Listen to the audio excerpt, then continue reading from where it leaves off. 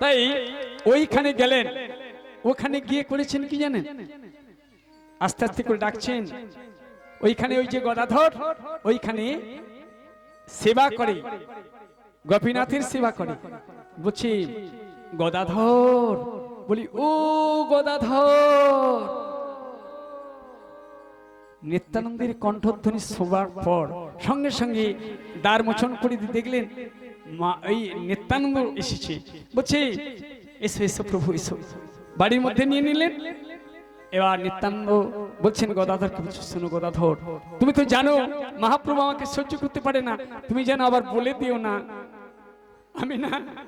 আমি এসেছি এই রথযাত্রা গোপন ভাবে দর্শন করে যাব, আর মহাপ্রভুকে দূর থেকে দর্শন করেই আমি চলে যাব। আমি ওই নিমাইয়ের চাঁদ বোতল না দেখলে আমি থাকতে পারি না, জানো। ঠিক আছে ঠিক আছে, তুমি আমার এখানেই থাকো। তাই এসেছো যখন, সেবার তো ব্যবস্থা করতে হবে না। আমি একটা একা সেবা করতাম, তাহলে তুমি একটু অপেক্ষা করো, আমি একটু নগরবাসীর কাছে ভিক্ষা করে নিয়ে আসি। নিত্যানন্দ বললেন না না না না, তোমাকে ভিক্ষা করতে যেতে হবে না। তো আমি যখন এসেছিলাম না সচিমা, এই বছরে আমাকে না ওই নিমায়ের সেবার জন্য গোবিন্দ ভোগ চাল দিয়েছে মা, ভালোবেসে। এইগুলো নিয়ে তুমি আজকে ঠাকুরের সেবায় লাগিয়ে দাও, কারণ আমি তো নিমাইকে দিতে পারবো না। আচ্ছা ঠিক আছে, তাই হবে। এবার হলো গোবিন্দ ভোগের অন্ন আর ওই আইটোটা মানে বাগানে কিছু শাক তুলে নিলেন, শাকের তরকারি। আর হবে কি জানেন, ওই কচি কচি তেঁতুল পাতা, রাধে রাধে, তেঁতুল পাতার টক। বাঙালি তো একটু টক খেতে ভালো। বড় আশা নিয়ে এসেছি হরিনাম শোনাবো বলে, এই মধুমাখা কৃষ্ণ নাম গিয়ে যাব এখানে,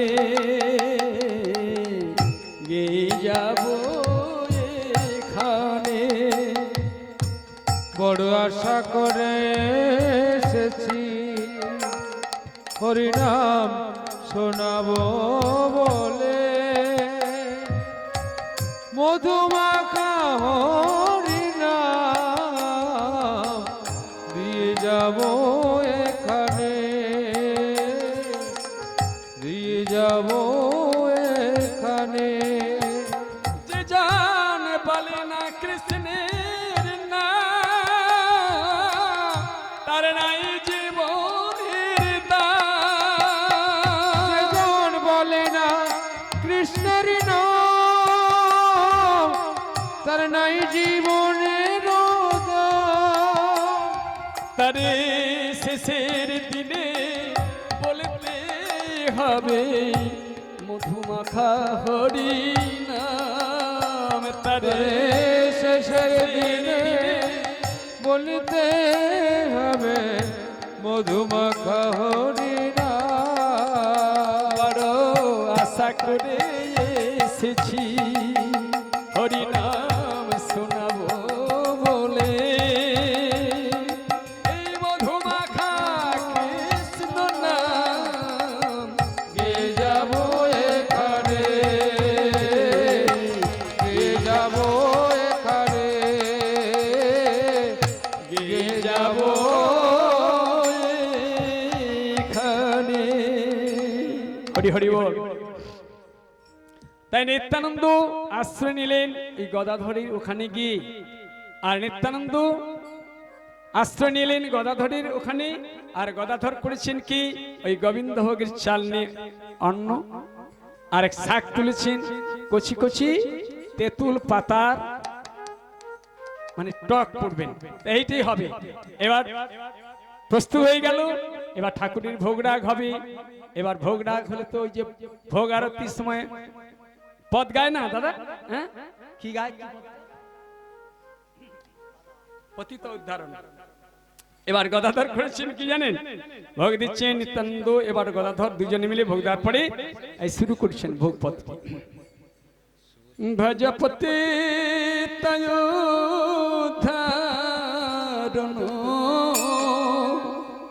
শ্রী গৌর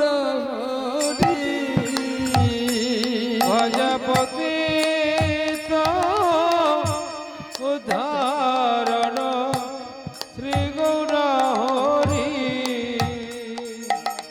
আহা শ্রী গৌর হরি নবদ্বীপ বিহারী হরে হরে দীন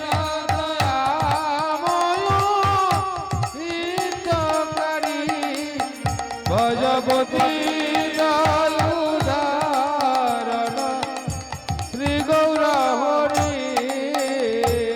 এবার গদাধর করেছেন কি জানেন, গাইছেন ওই যে আপনারা বলেন না পুরোটা তো গাইব না, এবার ডাকছেন কাকে, এসো এসো সচ সুত করে নিবেদন, এসো সচি সুত করে নিবেদন এই গদাধর বলেছেন না সঙ্গে সঙ্গে এই, চুপ চুপ এটা কি করছো, আরে আমি যার ভয়ে এলাম, তুমি যে বলছো এসো এসো শশী সুত গৌর হরিকে ডাকছো, যদি এসে যায় আমার অবস্থা কি হবে বুঝতে পেরেছো, ওটা বলা হবে না, তাহলে কি করব, তাহলে ওই যে হু হু করে কাটিয়ে দিলেন, মানে ওখানে আর ভাষা বলা যাবে না, ভোগ মন্দিরে গমন করবেন হবে না, বামে প্রিয় গদাধর দক্ষিণী নিতাই মধ্য আসনে বসে চৈতন্য গোসাই বলা হলো, হয়ে গেল, কিন্তু হলে কি হবে, মহাপ্রভু কি জানতে বাকি আছে দাদা, ভোগ নিবেদন করা হলো, ভোগ নিবেদন করে দিয়ে এবার তিনটা জায়গা করেছে গদাধর, মাঝখানে একটি, দুপাশে দুটো, নিত্যানন্দ বলে আমরা তো দুজন আছি তাহলে তিনটি জায়গা করলে কেন, আরে গদাধর জানে মাঝখানের আসনটা মহাপ্রভুর জন্যই করে রেখেছি, ওই যে মাঝখানে মহাপ্রভু বসবেন, তাই নিত্যানন্দকে বলছেন কি বলছি জানো, ঠাকুরের সামনে বসে সেবা করছি, ঠাকুরের জন্য একটা জায়গা রাখতে হয়, ও আচ্ছা ঠিক আছে ঠিক আছে ঠিক আছে, তাই ভালো, তাহলে আমি কোন পাশে, না তুমি দক্ষিণ ধারে আর আমি এ ধারে, ঠিক আছে, সেবা করবেন আরম্ভ করবেন,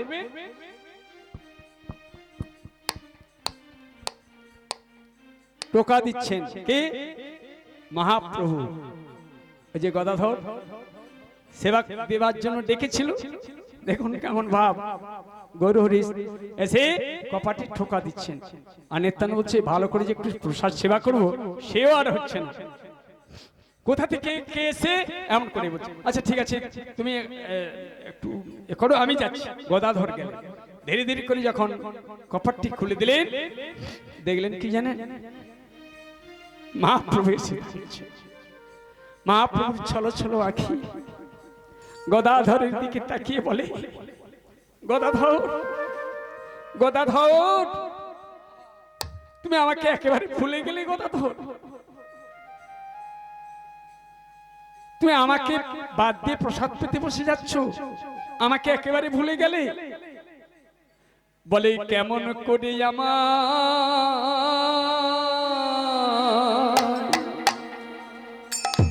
তুমি ভুলে গেলে,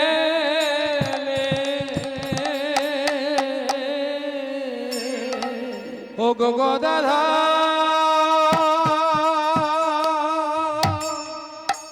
ও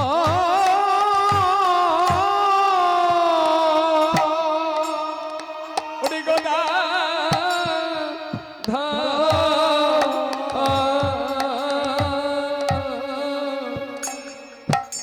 আহা কেমন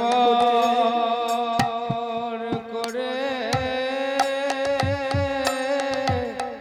আহা আমায় ভুলে গেলে,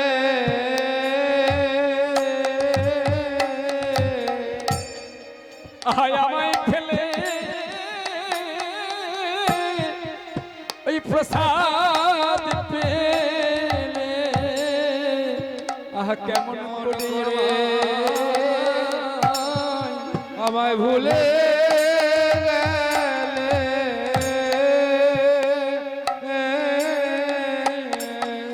গদাধর সঙ্গে সঙ্গে গৌরহরির চরণ দুখানি ধরে বলছে, প্রভু আমি তোমাকে ভুলি না, প্রভু আমি তোমাকে কখনো ভুলতে পারি না, আমি সেবা করি না। সেবা যখন বলেছিল তিনটি কেন জায়গা আমি জানি তুমি আসবে, আমি মিথ্যা কথা বলেছিলাম। শিপাতকে মাঝখানের আসনটা কিন্তু ওই ঠাকুরের জন্য, মন্দিরের ঠাকুরের জন্য নয়, তোমারই জন্য আমি রেখেছি। শেষ প্রভু কৃপা করে মহাপ্রভুকে নিয়ে এসে ওই মাঝখানের আসনে বসিয়ে দিলেন। তিনজন বসে প্রসাদ পেলেন। এখন মহাপ্রভু আর নিত্যানন্দকে কিছু বলে না। কেন বলে না? এর আগের বারে গালাগালি করছিল, এমন সময় কিছু বলে না, চুপ করে আছে। কেন বলুন তো? বাচ্চা ছেলে যদি কোনো দুষ্টামি করে মায়েরা কি করেন? খাওয়ার সময় গালাগালি মারধর করেন তো নাকি? রাধে, মায়েরা কখনো ছেলে যদি দুষ্টামি করে তাকে ডেকে নিয়ে সে খাওয়ার সময় গালাগালি মারধর করেন? আচ্ছা না, মায়েরা কখনো বাচ্চা ছেলেকে খাওয়ার সময় গালাগালি মারধর করে না। কিভাবে? খাওয়া হয়ে গেলে হয়তো বাচ্চা ছেলেকে ভালো করে বোঝায়। খাওয়া হয়ে গেল আর নিত্যানন্দ গৌরহরির দিকে তাকাতে পারছেন না, নিচের দিকে মুখ করে সেবা করলেন। সেবা হয়ে গেল, মুখ শুদ্ধি দিলেন। মুখ শুদ্ধি দেওয়ার পর এবার গৌর সুন্দর মুখ খুললেন, বলছে, শ্রীপাদ আমি তোমাকে এত করে বলেও তুমি আবার এসেছো, তুমি জানো না তোমাকে আমি আসতে না বলেছিলাম? কেন বলেছিলাম তুমি কি জানো না শ্রীপাদ? আমরা দুটি ভাই মিলে নবদ্বীপের মাটিতে যে হরিনামের চারা রোপণ করেছি, দুষ্ট ব্যক্তির অভাব নেই, ওই চারাগুলোকে উপড়ে ফেলে দেবে, অঘটন ঘটাবে, হরিনামের আর প্রসার হবে না ভালো করে। তাই তোমাকে আসতে বারণ করেছিলাম। তুমি হয়তো অন্য কিছু বুঝে নিয়েছো। তুমি আমাকে কথা দাও, আজ থেকে তুমি আর কখনো এখানে আসবে না। আমি তো তোমাদেরকে দায়িত্ব দিয়ে এসেছিলাম যে হরিনামের চারা আমরা বপন করেছি, দুষ্ট ব্যক্তিরা ওই চারাগুলোকে উৎপাটিত করবে, তুমি ফিরে যাও। বলেন ঠিক আছে, আজ থেকে আমি আর আসবো না কখনো। বুঝছি, জানো তোমাকে না দেখলে আমি থাকতে পারি না, তাই চলে আসি। তুমি যখন বলছো আমি আর আসবো না। গদাধর কাঁদছে, বলছে, শ্রীপাদ তুমি আর আসবে না কখনো। সারা বছর ধরে মহাপ্রভু যে লীলা করতো, যে কথাগুলো বলতো, আমার বুকে আমি জমি রাখতাম, আমার এই ডায়েরিতে লিখে রাখতাম। তুমি এলে আমি বলতাম, দুজনে আস্বাদন করতাম, ভালো লাগতো। তুমি আর আসবে না কখনো। গদাধরের চোখের জল দেখে নিত্যানন্দ কাঁদছেন, গদাধর কাঁদছেন, মহাপ্রভু থাকতে পারলেন না। মহাপ্রভু বললেন, শোনো গদাধর, শোনো শ্রীপাদ, আমাদের তিনজনের আবার মিলন হবে। আমি যাব শ্রীনিবাস আচার্য রূপে, গৌরহরির ভাবাবেশ অবতার। গৌরহরির লীলাবসানের পরে উনি হলেন শ্রীনিবাস আচার্য। নিত্যানন্দকে বললেন তুমি যাবে। নিত্যানন্দ কি হচ্ছেন? তুমি যাবে নরোত্তম হয়ে। ঢাকাতে উনি গিয়েছিলেন কৃষ্ণানন্দ দত্তের বাড়িতে তার ছেলে হয়ে। যে পদাবলী কীর্তনগুলো আপনারা গান করেন নরোত্তম, জানেন তো মহাপ্রভু সেই পদ্মা নদীর তীরে গিয়ে ভক্তদেরকে নিয়ে স্নান করতে গেছেন। মহাপ্রভু গেছেন, মহাপ্রভু এখন আসেন না, আবার নিত্যানন্দ আসবেন পরে। উনি কিন্তু সেই নদীর তীরে গিয়ে, পদ্মা নদীর তীরে গিয়ে ডাকছেন, নরু নরু নরু নরু বলে ডাকছেন। যারা ভক্তরা ছিলেন বলছেন, প্রভু আমরা তো এর মানে কিছু বুঝতে পারলাম না। এখানে আমাদের দলের মধ্যে তো নরু কেউ নেই, কেউ আছে? নেই তো, এখানে কেউ নেই। তাহলে আপনি কারে নরু নরু বলে ডাকছেন? মহাপ্রভু বলে, জানেন সে নরু এখন আসে না। নরু মানে নরোত্তম আসে না এখনো, এখন আসেন না। আমি তাকে আহ্বান করছি, আসবে। তাই এই পদ্মা নদীতে যখন মহাপ্রভু অবগাহন করেছিলেন, কৃষ্ণ প্রেমী তার নয়ন থেকে এক বিন্দু জল পতিত হয়েছিল ওই পদ্মা নদীতে। পদ্মা নদীকে ডেকে বললেন, পদ্মা, মহাপ্রভুর আহ্বানে পদ্মা নদী এসে আবির্ভূত হয়ে মহাপ্রভুর সঙ্গে কথোপকথন হচ্ছে। পদ্মা নদী বলছে, বলুন প্রভু। বলছে, শোনো পদ্মা নদী, আমি তোমারই পক্ষে আমার এই সঞ্চিত সম্পদ, অমূল্য সম্পদ কৃষ্ণ প্রেম রেখে গেলাম। যেদিন নরোত্তম আসবে এই প্রেম তুমি তাকেই দেবে।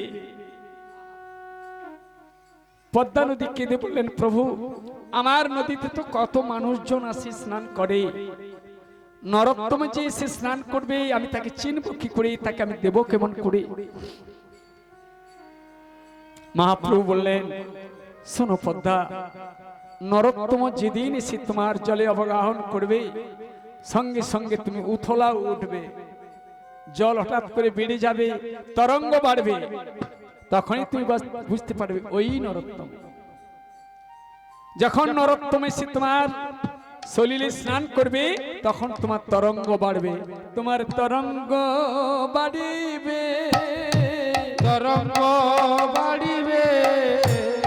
তোমায় এসে স্নান করিবে তোমার তরঙ্গ বাড়িবে। যখন স্নান করিবে তরঙ্গ বাড়িবে, তখন তুমি ওই নরোত্তমকে কৃষ্ণ প্রেম দিয়ে দেবে। তাই মহাপ্রভু এলেন শ্রীনিবাস আচার্য রূপে, ওখানে জন্ম নিলেন নরোত্তম হয়ে নিত্যানন্দের ভাবাবেশ অবতার। আর এই যে গদাধর কাঁদছিলেন, মিলন হবে, যার কথা বলেছিলাম তিনি হলেন রামচন্দ্র কবিরাজ গোস্বামী। রাধে রাধে। রামচন্দ্র কবিরাজ রূপে এলেন কে না ওই গদাধর।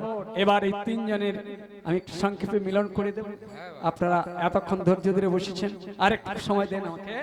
রাধে রাধে। তাই গদাধর এলেন কোথায়? বর্ধমান জেলাতে বিপসি গ্রামে চিরঞ্জীব সেনের বাড়িতে। চিরঞ্জীব মানে সিনেমাতে যিনি অভিনয় করেন চিরঞ্জিত না সেনা, চিরঞ্জীব সেন।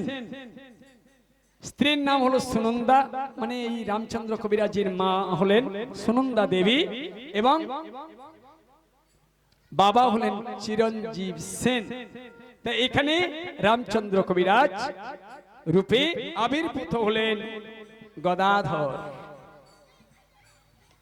যখনই আবির্ভূত হলেন, এই পুত্র হয়েছে ভেবে এদের আর আনন্দ ধরে না। আহায় আনন্দ আর ধরে না গো, আনন্দ আর ধরে না গো, ধরে না গো, আনন্দ আর ধরে না গো। প্রভু দর্শন করে আনন্দ আর ধরে না গো, দেবক ভরে গেছে। আনন্দ আর ধরে না গো, দেবক ভরে গেছে, আনন্দ আর ধরে না গো। আনন্দে বুক ভরে গেল। এবার যেমন যেমন কর্ম করতে হয়, 6 দিনে ষষ্ঠী পূজা, 9 দিনে নরতা, এবার অন্নপ্রাশন, শুভ দিনে মুখা মানে মুখে অন্ন দিলেন, মুখান্নপ্রাশন বলা হয়। দাদা আছে না পাঁজিতে? অন্নপ্রাশন, মুখান্নপ্রাশন। অন্নপ্রাশন সকলের ঘরে হচ্ছে। তো এই অন্নপ্রাশনের বেলাতেও যেমন, সাধ ভক্ষণের বেলাতেও তেমন, যদি আপনারা একটু গোবিন্দের নিবেদিত পায়েসান্ন নিয়ে একটু বাচ্চা ছেলের মুখে দিতে পারেন, এটাই প্রায় হয় কি দাদা? হয়তো হ্যাঁ, না হলে আপাতত কি করেন, ঠাকুর ভোগ দিয়ে নিয়ে এসে আগে মুখে দেওয়া হয়, বা ঘরে এবার পায়েস রান্না করে বাচ্চা ছেলের মুখে দেওয়া হয়। তাই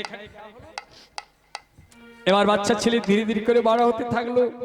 এবার ওই রামচন্দ্র কবিরাজের বয়স যখন হলো 5 বছর, ওই সময় সুনন্দা দেবী আবার গর্ভবতী হয়েছিলেন। কিন্তু দুঃখের কথা কি জানেন, এদিকে মা গর্ভবতী হলেন সুনন্দা দেবী, কালের কি পরিহাস। ওই যে মা গর্ভবতী, ওই যে প্রথম মাসের গর্ভ জানিবা না জানি, দ্বিতীয় মাসের বেলা হলো কালাকানি, তৃতীয় মাসেতে করে ভূতলে শয়ন, চতুর্থ মাসেতে করে মৃত্তিকা ভক্ষণ, পঞ্চম মাসের গর্ভবতী যখন হলেন ওই সময়ে দুরারোগ্য ব্যাধিতে বাবা চিরঞ্জীব সেন মানে উনার স্বামী আর রামচন্দ্র কবিরাজির বাবা উনি পরলোক গমন করলেন। হাহাকার করে কাঁদছেন কি সুনন্দা দেবী। দয়ালে রে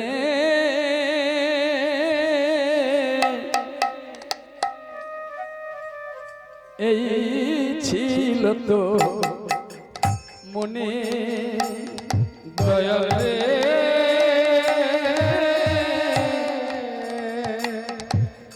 এই ছিল তো মনে,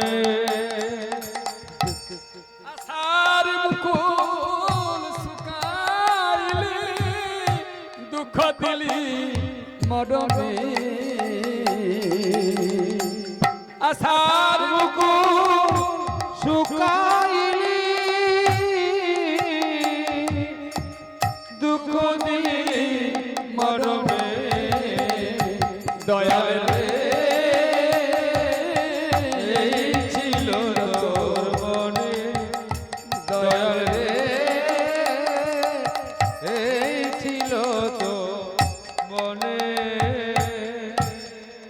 কি গো বাবা, পঞ্চমাতে অন্তঃসত্ত্বা অবস্থাতে স্বামী মরে গেলে অবস্থা কি হবে? আবার বাচ্চা ছেলে। সুনন্দা দেবী হাহাকার করে কাঁদছেন।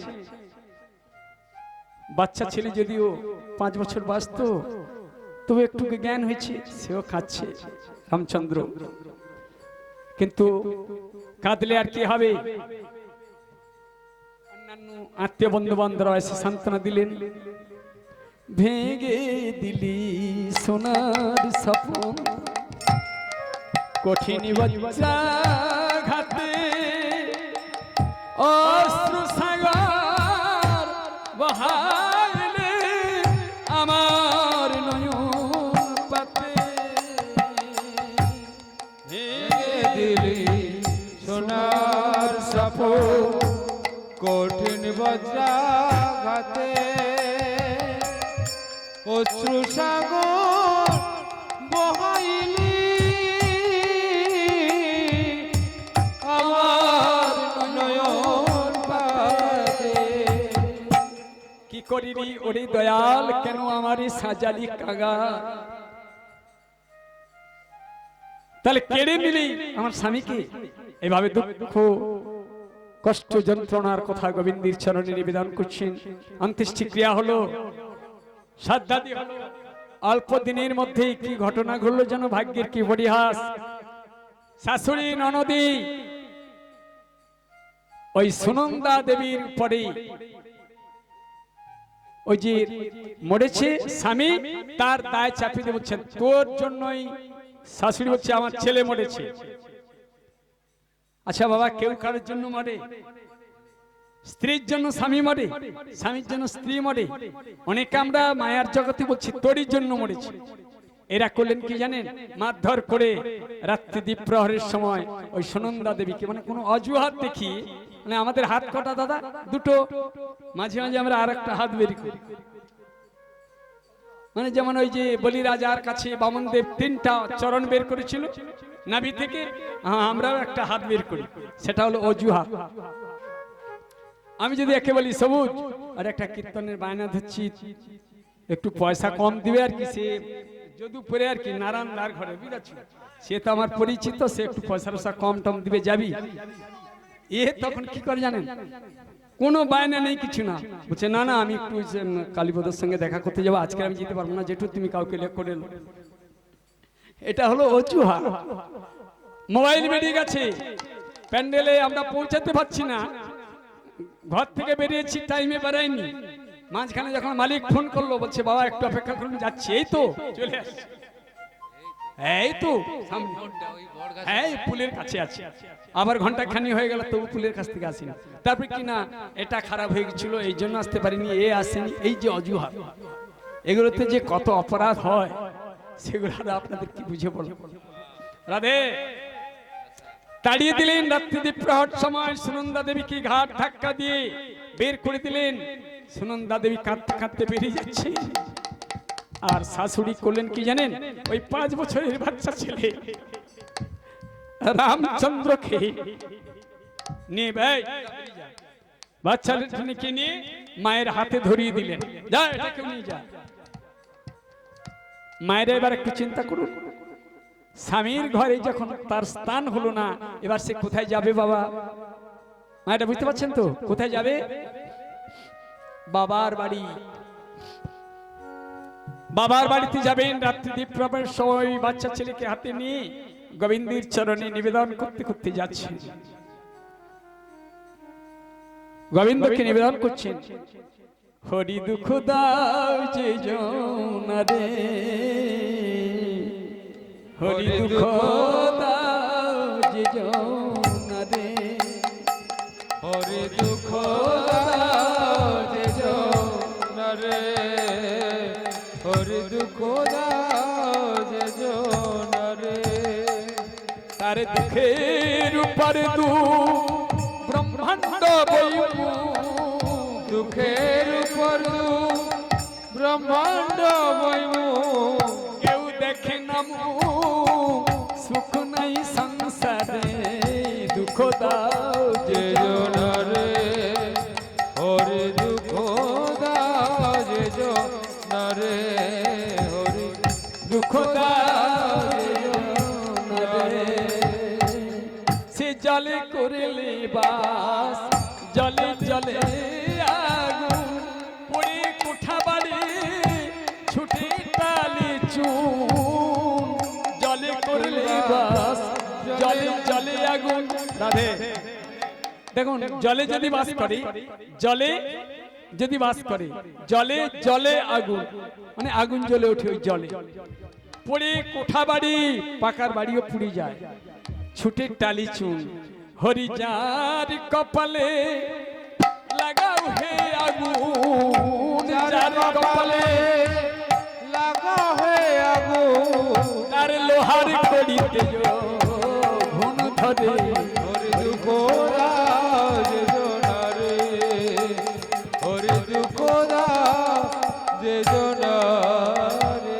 সে বাণিজ্য করিতে গেলে দূর দেশে, সোনা রূপা যদি আনে মেজে ঘষে, বাণিজ্য করিতে গেলে দূর দেশে, সোনা রূপা যদি ঘষে মেজে ঘষে, তার কপাল দোষে হয় 10টা শিশে, তার কপাল দোষে হয় 10টা শিশে।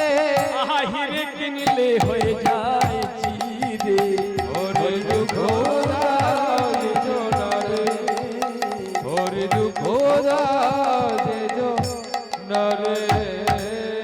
হে হরি তুই যাকে দুঃখ দাও, সে যদি বাণিজ্য করতে যায়, সেখানে গিয়ে সোনা রূপা যদি ভালো করে, যারা স্বর্ণকার মেজে ঘষে দেখে না তো তেমন করে মেজে ঘষে যদি নিয়ে আসে না, তার কপাল তো সেখানে এসে খুলে দেখলে 10টা শিশে হয়ে যায়, হেরে কিনলে চিরে হয়ে যায়। তার ক্ষেত্রে হয় না শস্য, বৃক্ষে হয় না ফল। বাবা ক্ষেত্রে আপনিও চাষ করলেন আর এ দাদা চাষ করলো, আপনার ভালো হলো না, এর ভালো হচ্ছে। একই জায়গাতে আপনিও সার খরচ করেছেন, সার ঔষধ দিয়েছেন, জল দিয়েছেন, উনি দিচ্ছেন, হবে না। ক্ষেত্রে হয় না শস্য, বৃক্ষে হয় না ফল, দুগ্ধবতী গাভী দুগ্ধহীন সকল, খেতে হয় না ফসল, বৃক্ষে হয় না ফল, দুধ কমে গাভী দুগ্ধহীন সকল। সরোবর শূন্য শুকে যায় জল, সরোবর শূন্য সুখে হয় জল, জল বিহনে মত সমরে। হরি দুঃখ দাও যে জনারে, হরি দুঃখ দাও যে জনারে। গোবিন্দের চরণে নিবেদন করতে করতে চলে গেলেন বাবার বাড়িতে।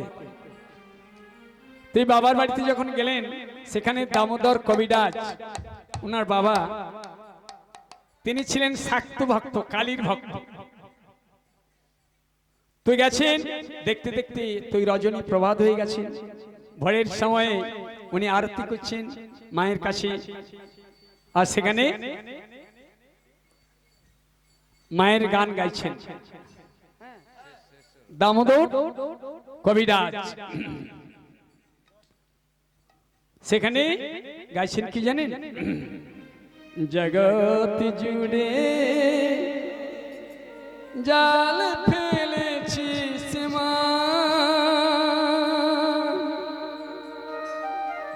শ্যামা কি তুই জেলের মেয়ে, জগৎ জুড়ে জাল ফেলেছি শ্যামা, শ্যামা কি তুই জেলের মেয়ে। কি বাবা, শ্যামা কে বলছেন? শ্যামা সঙ্গীত। জল শ্যামা, শ্যামা কি তুই জেলের মেয়ে। তাহলে তোর মায়াই জগৎকে আচ্ছন্ন করে দিয়েছিস। পড়ে মা তো মায়ার পাকে কোটি নর নারী কাঁদে, পড়ে মা তোর মায়ার ভাবে কোটি নর নারী কাঁদে, তোর মায়া যা যতই ভেজে পালাতে চাই ততই ভেজে। জগৎ জুড়ে জাল ফেলেছি শ্যামা, শ্যামা মা তুই জলের ভেজে, জগৎ জুড়ে জাল ফেলেছি শ্যামা। কি বাবা, জগৎ জুড়ে জাল ফেলছি, কিন্তু কি জানেন? তাহলে জাল থেকে কি মুক্ত হওয়ার জায়গা আছে? বলছে আছে। আহা চতুর জেমি সেই জানে মা, ওই জাল থেকে মুক্তি আছে। তাই জেলে যখন জাল ফেলেছে, দাঁড়াইছে জেলের পায়ের কাছে। রাধে। কি বাবা, আচ্ছা আপনি তো জাল ফেলবেন, পায়ের কাছে জাল পড়বে? ওড়ে না। তাই জানেন, যারা মায়ের চরণ ধরে থাকবে জাল তাকে আর আবদ্ধ করতে পারবে না। তাই উনি গাইছেন। আর ইত্য বছরে ওই সুনন্দা দেবী তার বাচ্চা ছেলের হাত ধরে নিয়ে এসে মায়ের মন্দিরের সামনে এসে দাঁড়িয়ে আছে। বাবা আরতি সমাপন যখন এদিকে ঘুরে দেখলেন, দাঁড়িয়ে আছেন কাঁদতে কাঁদতে সজল নেত্রে বাবার চরণে গিয়ে প্রণাম করলেন। আচ্ছা কে রে মা? আরে এমন সময় তুই তোর এই শ্বশুর বাড়ি থেকে চলে এলি? দুঃখের কথা বললেন, আপনার জামতা মারা যাওয়ার পর শাশুড়ি ননদি আমাকে তিরস্কার করে গলা ধাক্কা দিয়ে বাড়ি থেকে বের করে দিয়েছে। এবার তুমি বলো আমি কোথায় যাব? আচ্ছা ঠিক আছে মা, আমার তো বয়স হয়েছে, তুই আমার এখানে থেকে যা। ওইখানে থেকে গেলেন, মায়ের সেবা পূজা করবি, এখানে থাক। তুই বাবার বাড়িতে থেকে গেলেন সুনন্দা দেবী। এবার শুভ দিনের সন্ধিক্ষণে তার যে গর্ভের সন্তান প্রসব হলো, তার নাম রেখেছিলেন গোবিন্দ কবিরাজ। গোবিন্দ কবিরাজ। এবার এটা দুটো ভাই রামচন্দ্র আর গোবিন্দ, দুজনকে বড় করে তুললেন শিক্ষায় দীক্ষায়। রামচন্দ্র কবিরাজ ছিলেন দেখতে অত্যন্ত সুন্দর, আর শিক্ষায় দীক্ষায় খুবই ভালো পারদর্শী হয়ে উঠলেন। অল্প দিনের মধ্যে উনি পণ্ডিত হলেন। এবার দাদু, মামা দাদু দামোদর পণ্ডিত যখন দেখলেন নাতিটি বড় হয়েছে, বিবাহের উপযুক্ত হয়েছে, বলছে সুনন্দাকে, বলছে মা রে জানিস আমার তো বয়স হয়ে গেছে, আমার একটু মনে সাধ, আমি যদি ওই যে আমাদের মানুষের মধ্যে হয় না সাধ, নাতি বউর একটু মুখটা দেখে গেলেই ভালো। তাই ওই দামোদর পণ্ডিত নিজেই মেয়ে দেখে, তখনকার দিনে তো দেখাশোনা করে বিয়ে হতো দাদা, মেয়ে দেখে এলেন সুন্দরী, রামচন্দ্রের সঙ্গে খুব মানাবে ভালো। তাই শুভদিনের সন্ধিক্ষণে এবার ওই রামচন্দ্রের বিবাহের দিন ধার্য করলেন। আর রামচন্দ্র কবিরাজ দাদুর কথাতে রাজি হলেন। তখনকার দিনে ছেলেরা মেয়ে দেখতে যেত না দাদা, বাবা মা যেখানে ঠিক করবে ওটাই ঠিক, কি দাদা? হ্যাঁ, এখনকার দিনে বাবা যদি বলে আমি একটা মেয়ে ঠিক করেছি, বিয়ে করবি, এ বলে না না হবে না। মোবাইলে কতজন আমাকে মেসেজ করতেছে, রাধে বলছেন তাহলে বাবা কি হলো, ফেল করে গেল। তাই রামচন্দ্র কবিরাজের দাদু এই যে দামোদর পণ্ডিত যেখানে ঠিক করেছিলেন, রামচন্দ্র কোনো কথাই বললেন না, দাদু আপনি যখন ঠিক করেছেন আমি ওখানেই বিয়ে করব। এবার যখন দেখতে গেছিলেন না দামোদর পণ্ডিত, যখন মেয়ে দেখতে গেছেন, মেয়েটির নাম হলো রত্নমালা। মানে মেয়েটা দেখতে খুব সুন্দর, আর ভালো গান গাইতেও পারে, আর দেখতেও ভালো, স্বভাব চরিত্র ভালো।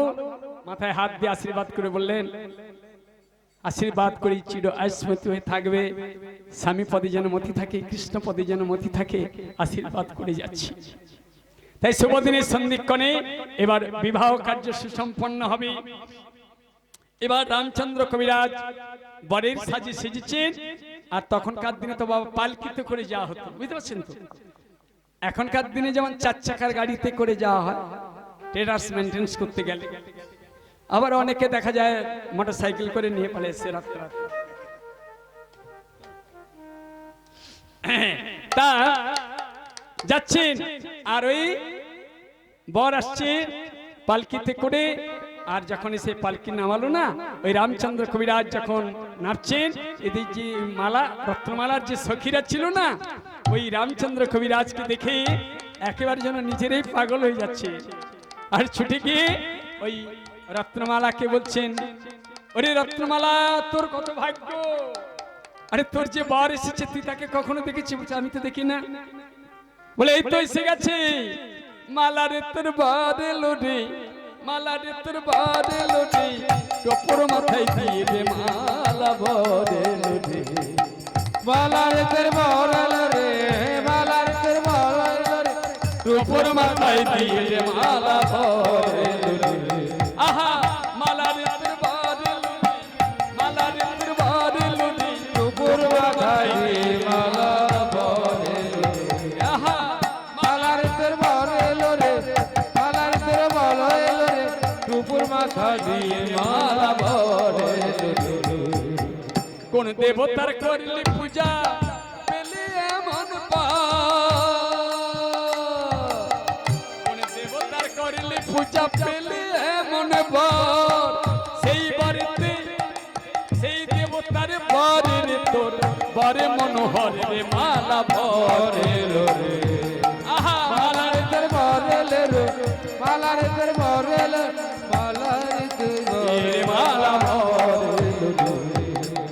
কোন দেবতার করলি পূজা, ওরে মালা তোর কি সৌভাগ্য, এতদিন ধরে কোন দেবতার পূজা করেছিলি, সে তোকে এমন বর দিয়েছে। বর মানে দুটো দুটো বর। কি কোন দেবতার করলি পূজা পেলি এমন বর, বর মানে আশীর্বাদ।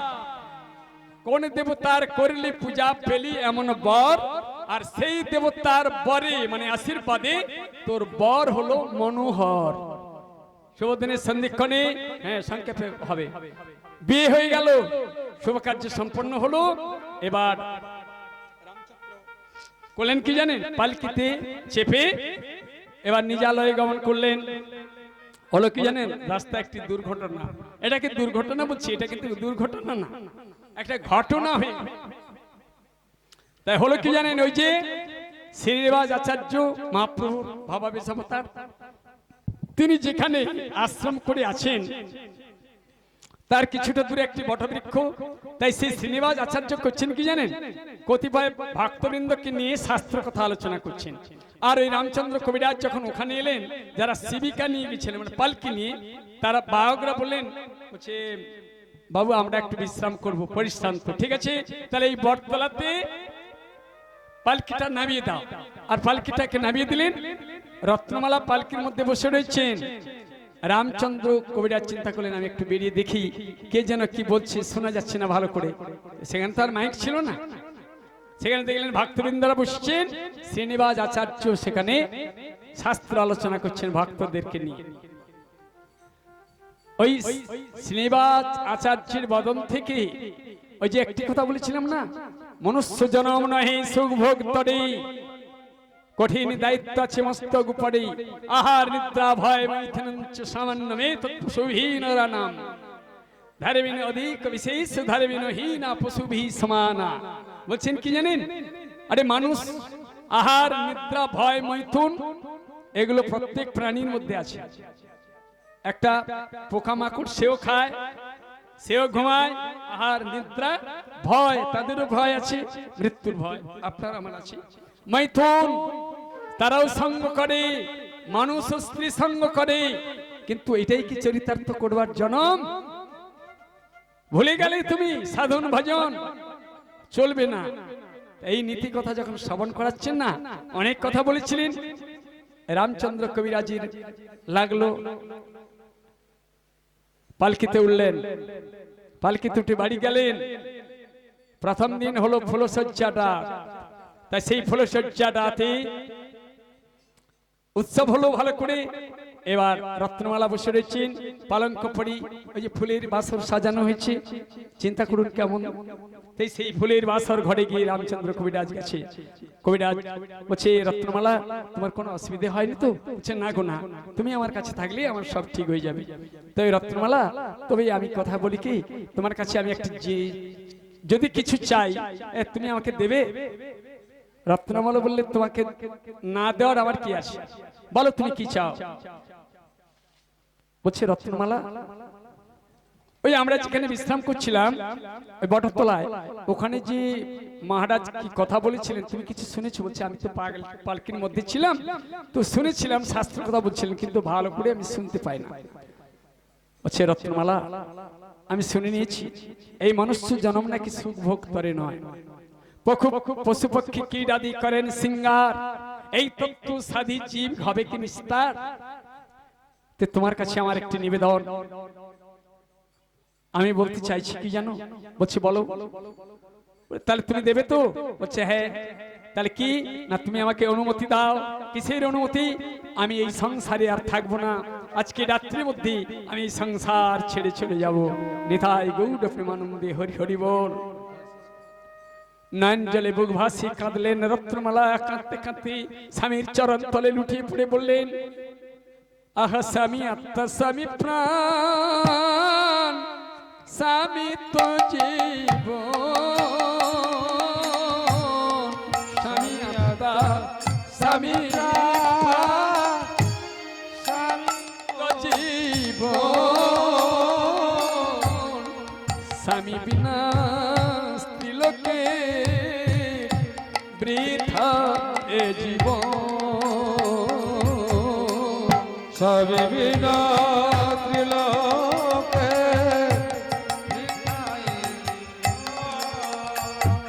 কিন্তু রত্নমালাকে যখন বুঝিয়ে বললেন শোনো রত্নমালা, আমি তো অমনি যাচ্ছি না, গোবিন্দের সাধন ভজন করতে যাচ্ছি, তুমিও গোবিন্দের সাধন ভজন করো, তুমি আমাকে অনুমতি দাও, তুমি আমাকে কথা দিয়েছো। নয়ন জলে বুক ভাসি রত্নমালা বলছে ঠিক আছে আমি তোমাকে অনুমতি দেব, তবে এমন সময় নয়, রজনী প্রভাত হলে যেও, তোমায় যেতে দেব না, তোমায় যেতে যে দেব না। তোমায় এমন সময় যেতে দেব না কেন? এই গভীর রজনীতে ওই বনপথে কত সিংহ ব্যাঘ্র হিংস্র প্রাণী আছে, তোমার অনিষ্ট হতে পারে, রজনী প্রভাত হলে তুমি যাবে। বলছে না রত্নমালা, যাবো যখন বলেছি এখনই যাব। রাখে হরি মারে কে, মারে হরি রাখে কে। তাই বেরিয়ে পড়লেন। নয়ন জলে স্ত্রী কাঁদছেন আর ইনি চলে গেলেন বেরিয়ে। কোথায় গেলেন জানেন? রাত্রি প্রভাত না হতে হতে আবার চলে গেলেন হেঁটে হেঁটে সেই শ্রীনিবাস আচার্যের আশ্রমে। আচার্যের কাছে গিয়ে প্রভাত না হতে হতে সেই শ্রীনিবাস আচার্যের চরণ ধরে লুটিয়ে পড়লেন। বলছেন, গুরুদেব আপনি আমাকে কৃপা করুন, আপনি আমাকে চিনতে পেরেছেন? কালকে আমি এসেছিলাম, বিয়ে করে বাড়ি গিয়েছিলাম, আপনি যে নিতে কথা বলেছিলেন, আমি আমার স্ত্রীকে ছেড়ে চলে এসেছি। আপনি আমাকে কৃপা করুন, আপনি আমাকে শিষ্য করে নিন, আপনি ছাড়া আমার কোনো গতি নাই। আপনি যদি না শিষ্য করেন, আরে তুমি এই বিয়ে করেছো, স্ত্রীর কথা মনে পড়বে। বলছে, না গুরুদেব আপনি কৃপা করলে হবে। তাই শ্রীনিবাসের আচার্যের আশ্রমে উনি থেকে গেলেন। আর ওখানে নরোত্তম এলেন শ্রীনিবাস আচার্যের ওখানে। ওই যে তিনজন মিলন হওয়ার কথা বলেছিলাম, এবার করেছে কি জানেন? এইভাবে দেখতে দেখতে চলে গেল 5 বছর। গুরুদেবের সেবা পূজা করতে করতে শিষ্যত্ব গ্রহণ করে 5 বছর কেটে গেল। গুরুদেব তো পরীক্ষা করবেন নাকি করবে না? গুরুদেব পরীক্ষা করবার জন্য করেছে কি জানেন? বলছে, রামচন্দ্র, হ্যাঁ বন্ধ হবে আর 5 মিনিট, 5টা মিনিট। বলছে, রামচন্দ্র তুমি অনেকদিন বাড়ি ছেড়ে চলে এসছো, তুমি একবার বাড়ি যাও, বাড়ি থেকে আবার ফিরে এসো। রামচন্দ্র বাড়ি গেলেন। বাড়ি গিয়ে দেখলেন তার স্ত্রীর সঙ্গে আলোচনা করলেন, কথাবার্তা। তো বললেন কি জানেন? তার স্ত্রী বলছে, অনেকদিনের পরে এসেছে তো, কি আনন্দ হবে নাকি? হবে না তো? আনন্দ, খুব আনন্দে। এবার রাত্রিতে সায়ন কক্ষে যখন গেলেন, সারা রাত্রি ধরে বলছে, তুমি কেমন করে সাধন ভোজন করছো, আমি কেমন সাধন ভোজন করছি, আমার গুরুদেবের কি প্রতিভা, এই সমস্ত কথাবার্তা বলতে বলতে রজনী প্রভাত হয়ে আসছে। বলছে, রত্নমালা এবার আমাকে বিদায় দাও, আমাকে আবার, হ্যাঁ রাধে, আমাকে আবার চলে যেতে হবে। বলছে, করজোড়ে প্রার্থনা করে বললেন, ওগো স্বামী, তুমি যখন চলে যাবে, আমার মনের একটি কামনা বাসনা তুমি পূর্ণ করে যাও, তুমি আমাকে একটি সন্তান দিয়ে যাও। রামচন্দ্র কবিরাজ কেমন দেখুন গুরুদেবের কাছ থেকে কি শিক্ষা নিয়েছে দেখুন। এই যে ব্রহ্মচর্য দেখুন, বলেন পুত্র নেবে তো, ঠিক আছে আমি পুত্র দিয়ে যাব। কাকে দিয়ে গেলেন জানেন? রামচন্দ্র কবিরাজের যে ছোট্ট ভাই ছিল গোবিন্দ, তাকে নিয়ে বললেন, রত্নমালা আজ থেকে আমার এই ছোট্ট ভাইটি হবে তোমার ছেলের সমান, তুমি একে পুত্রবৎ প্রতিপালন করবে। আমি চলে গেলাম, বিদায় রত্নমালা, বিদায় বিদায় চির বিদায়। স্ত্রীর কাছে বিদায় নিয়ে চলে গেলেন। রজনী প্রভাত না হতে হতে গুরুর আশ্রমে গেলেন। আর এদিকে গুরুদেব প্রাতঃ স্নান করবেন বলে প্রত্যেকদিন রামচন্দ্র কবিরাজি তৈল মার্দন করে দিতেন।